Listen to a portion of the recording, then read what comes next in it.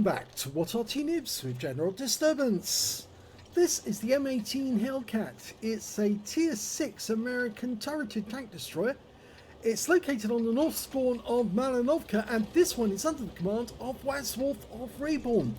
Now he's armed with the 90mm gun. I can tell you that straight away without even looking, because he's got the muzzle brake at the end of the gun, which means obviously that yes, it's 90mm, 240 alpha, 160mm of pen with standard ammo, and with the premium rounds 243mm of pen. Now the Hellcat came about because the Americans needed a proper tank destroyer, a dedicated tank destroyer.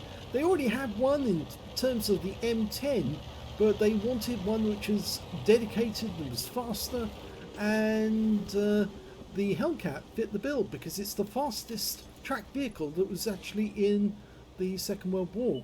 Certainly the fastest one on the American side. First shot doesn't hit the P-43. Oh, he actually bounced off the frontal armour. You can see it. The second one goes through the turret. He definitely got that one. In fact, he actually got near the mantlet. Can he get that one in? Yes! 253 this time. Remember, 240 alpha, that's a high roll. Go for another one. And the P-43's out the game. He didn't move. Well, that was his mistake. So it's a difficult shot. The accuracy's not that great on this gun. It does have a bit of dispersion.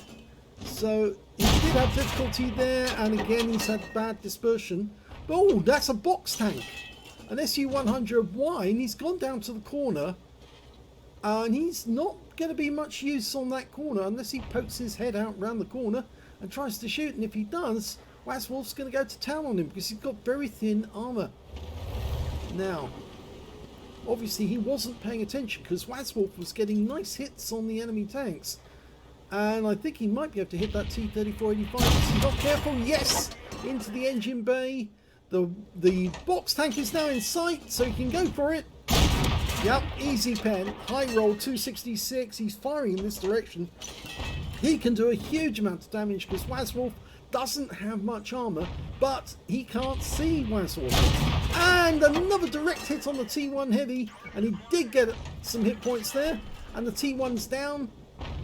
The SU-100Y is in a whole world of trouble now because he's gone over the edge, and now he's a kill one shot, and the T-34 takes the kill.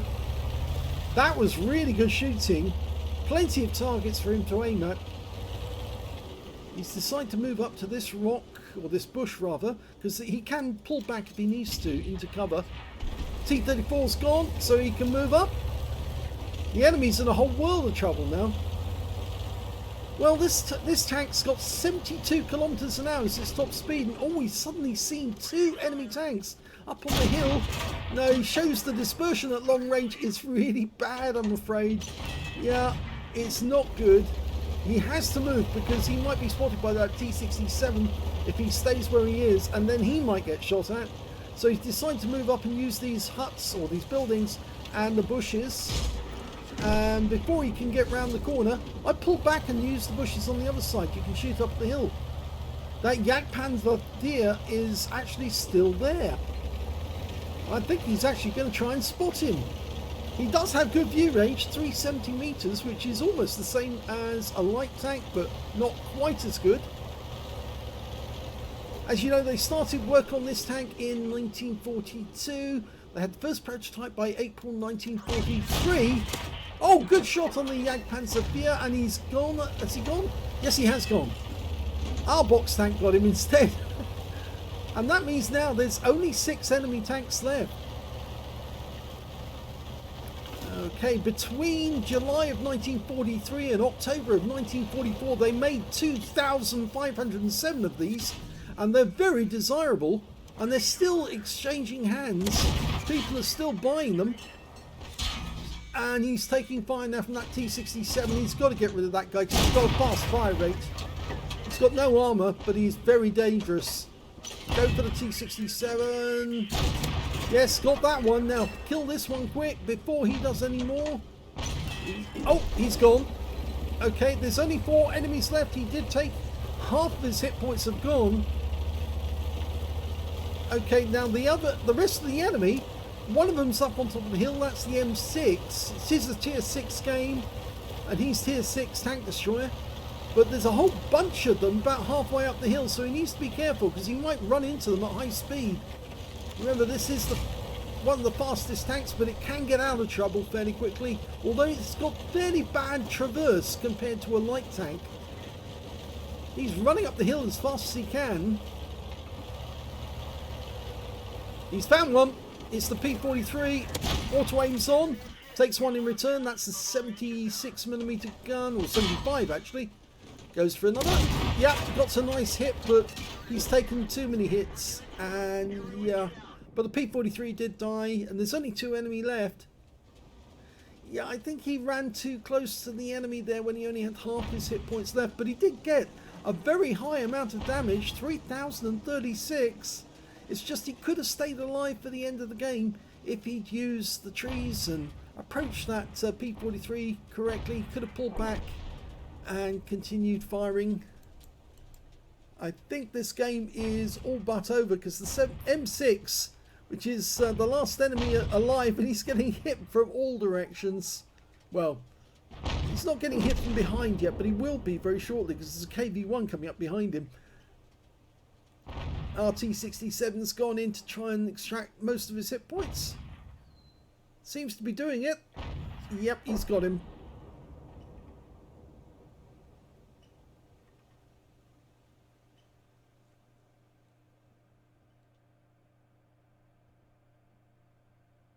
Here's the end of battle stats, and that was an ace tanker game for Wazwulf in the M18. He's had one game in this one ace tanker in this tank before, so it's not the first one. Otherwise he would have the scrolls, and he doesn't. He got a fire for effect for doing more damage than the hit points for his own vehicle. He got the high caliber for dealing the most damage in that game, and I'm not really surprised because the 90mm does make it very easy for you to rack up a huge amount of damage fairly quickly.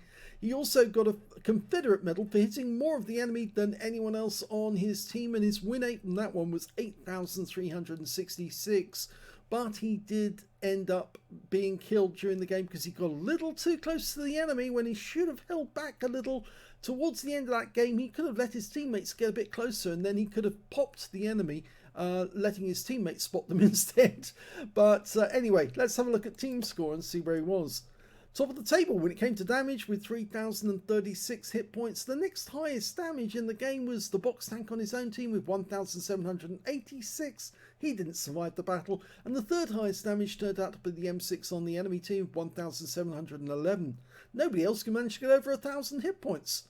When it came to kills though, it was the box tank and the T-34 did the best with 3 kills apiece.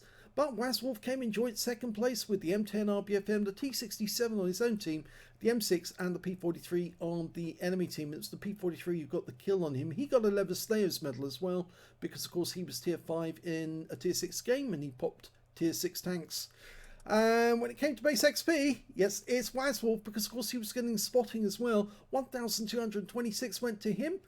929 went to the T67 and 717 went to the T34. Wazwulf fired 17 rounds, got 14 direct hits on the enemy and 13 penetrations, damage of 3,036 hit points in total, of which 1,657 was at more than 300 meters. You can see it's quite a long range sniper and it's got virtually no armor, so you really do need to stay away from the enemy as much as you can, shoot from a long range and then run away. In fact, that's what they did with the M18 in the war.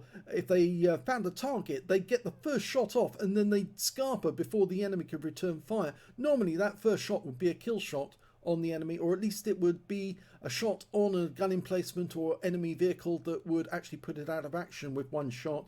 But they normally were armed with 76mm guns during the war, but it was perfectly acceptable and very effective. It was the speed of the Hellcat that gave it the advantage because, of course, the M10s were a bit slow. They had the same gun, but they were a bit slow at getting away, whereas the Hellcats could just literally, well, they would be out of there before anybody could actually do anything about it.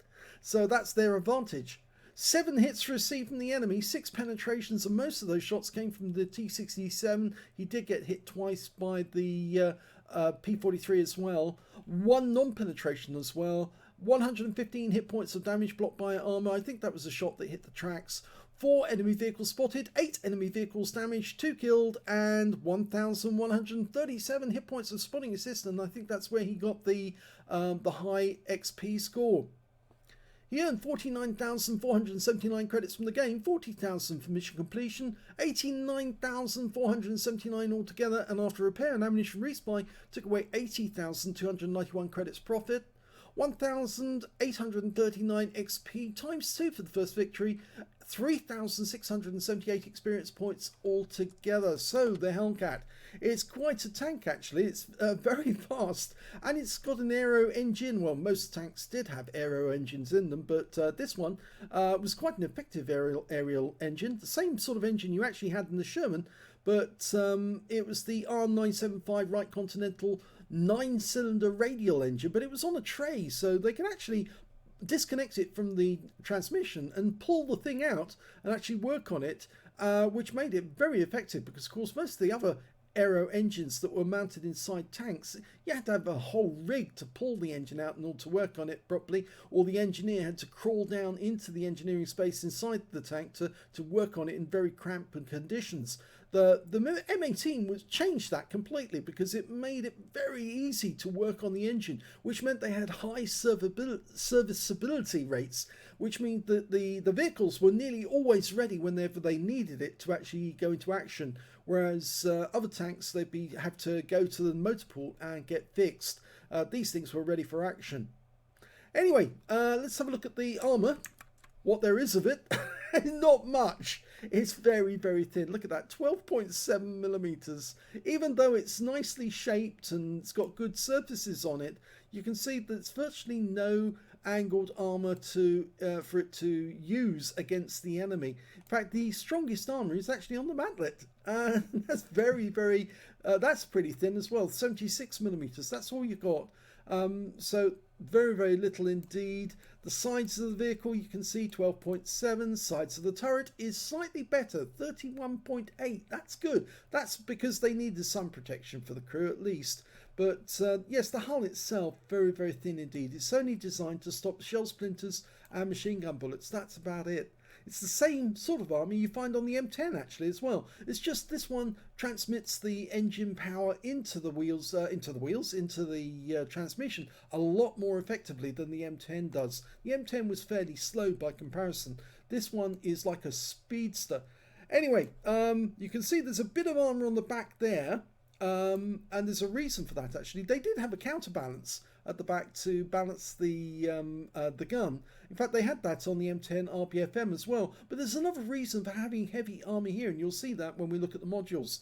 Impacted armor there is 127 millimeters, effective armor 127. But it's 44 millimeters of armor on that bustle on the sides, so it does have some armor there. Now, you'll find out why now, because I'll look at the modules.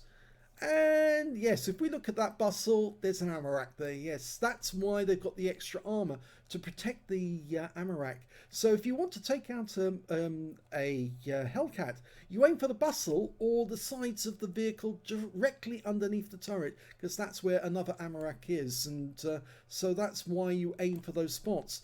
Driver up front on the right, driver's mate or radio operator on the left, the transmission in front of them. Again, thin armour, remember, so the shells will just go straight through.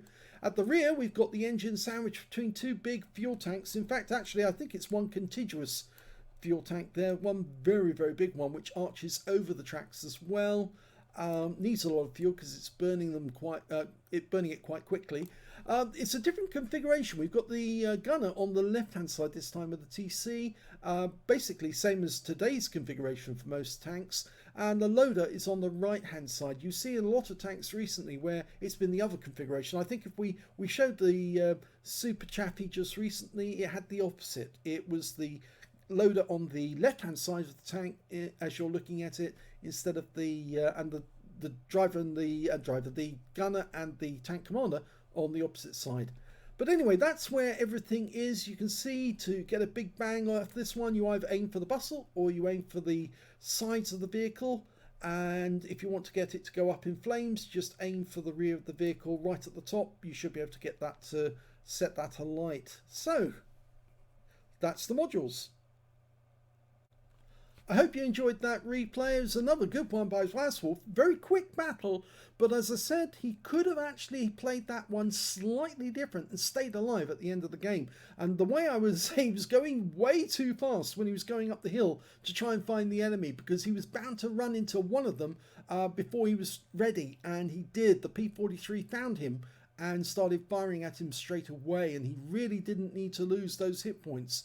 If he'd let the T-67 and the other ones come in, they probably would have caught the attention of the P-43, and then as they fired at the T-67, he would have taken the T-67, the P-43 out rather, whilst the P-43 couldn't see him, and that would have been his advantage. I think he was trying too hard to be a scout, when what he really needed to be at that point was a tank destroyer, and then he could have got some shots on the M6 after the P-43 was down.